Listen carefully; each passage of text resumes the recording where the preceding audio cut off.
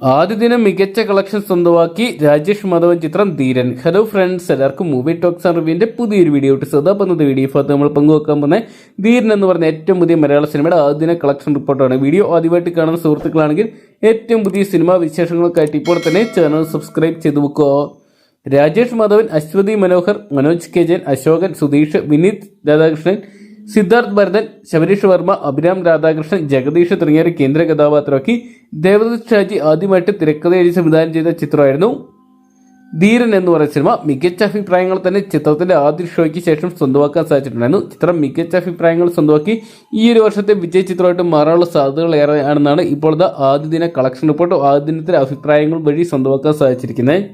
ചിത്രത്തിന്റെ ആദ്യ ദിനം ഏകദേശം കേരള ബോക്സ് ഓഫീസിൽ 30 മുതൽ 35 ലക്ഷത്തിനുള്ള അടുത്തുള്ള കളക്ഷൻ സ്വന്തമാക്കാൻ സാധിച്ചു എന്ന് അറിയാൻ സാധിച്ചിട്ടുണ്ട്. എന്തൊക്കെയാണ് ചിത്രം ഈ ഒരു വർഷത്തെ ഹിറ്റ് ലിസ്റ്റ് ഇടം നേടാനുള്ള സാധ്യതകൾ ഏറെയാണെങ്കിലും വരും ദിവസങ്ങളിൽ ഇതേ അഭിപ്രായം ഇതേ കളക്ഷൻ നിലനിർത്താൻ ചിത്രത്തിന് സാധിക്കുമെന്ന് കണ്ടു തന്നെ അറിയേണ്ടിയിരിക്കുന്നു.